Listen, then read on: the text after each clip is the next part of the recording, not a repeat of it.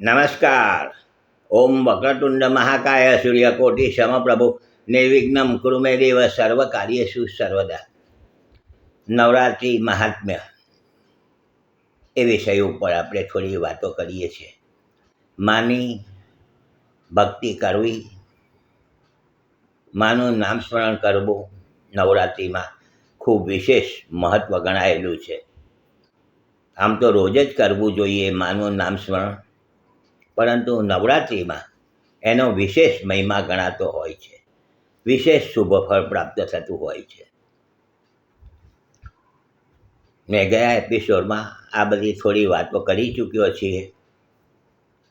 આપણે ત્યાં મા શક્તિના અલગ અલગ જગ્યાએ એમના અંગ પડ્યા છે અને એ શક્તિપીઠ કહેવાય, શક્તિપીઠ.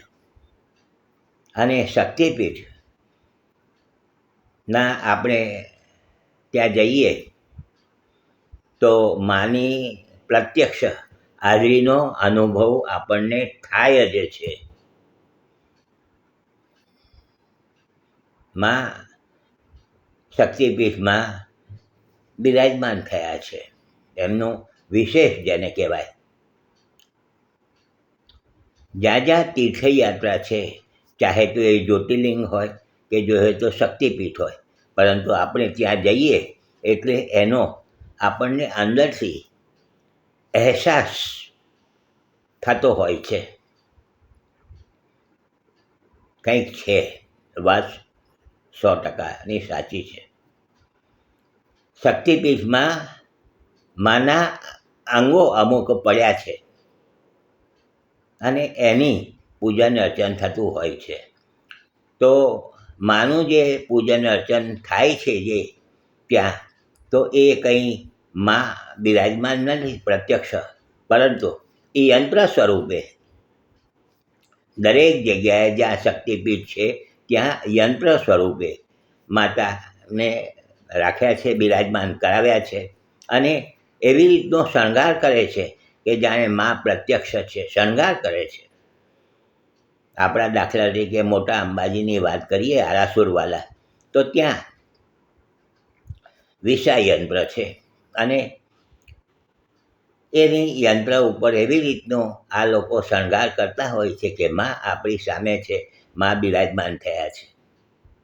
દરેક શક્તિપીઠમાં યંત્ર સ્વરૂપે મા બિરાજમાન થયા છે. યંત્રની પૂજા થાય છે અને આપણને એનું શુભ ફળ પણ મળતું હોય છે, પ્રાપ્ત થતું હોય છે. યંત્રો ઉપર મારે થોડીક વાતો કરવી છે કે યંત્ર શું વસ્તુ છે, પરંતુ અત્યારે નહીં.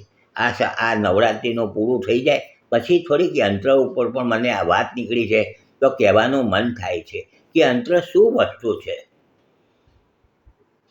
આપણે ત્યાં શાસ્ત્રમાં પરાપૂર્વથી જ્યોતિષમાં બધી રીતે યંત્રનો વિશેષ મહિમા ગણાયેલો છે, પરંતુ અત્યારે આ વિષયને થોડોક આપણે જવા દઈએ. પરંતુ મા ભગવતીની શક્તિની પૂજન અર્ચન આપણા ઘરમાં બેસીને પણ થઈ શકે છે.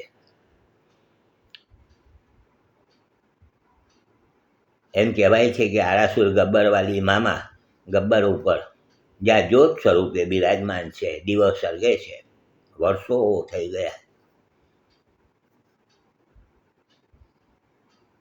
મહાકાલેશ્વરમાં દીપક પ્રજ્વલિત છે, વર્ષો થઈ ગયા. બદ્રીનારાયણમાં દીપક પ્રગટે છે, વર્ષો થઈ ગયા.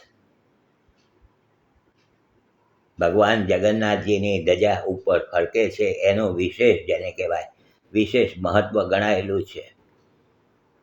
તો આપણે આપણું જે તીર્થ છે, આપણા જેટલા પણ તીર્થો, એનું વિશેષ મહત્ત્વ ગણાયેલું છે.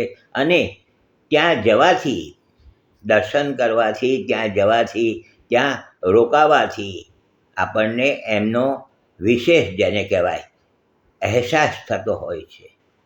ચાહે તો ગંગાજીમાં આપણે સ્નાન કરીએ તો એ પણ અંદરથી આપણનો ભાવ બદલાઈ જાય છે. ગંગાની આરતી વખતે તમે જઈને ઊભા રહેજો, તમને લાગશે કે મા પ્રત્યક્ષ આપણી સાથે બિરાજમાન છે. તો આ બધી વાતો છે. કાલે પાછા મળીશું જોડાયેલા રહેજો, લાઈક કરજો, શેર કરજો અને સાથે બીજાને જોવાની ભલામણ કરજો. હસમુખલાલ ઝવેરીના સૌને નમસ્કાર. જય શ્રી કૃષ્ણ. ઓમ નમઃ શિવાય. જય માતાજી.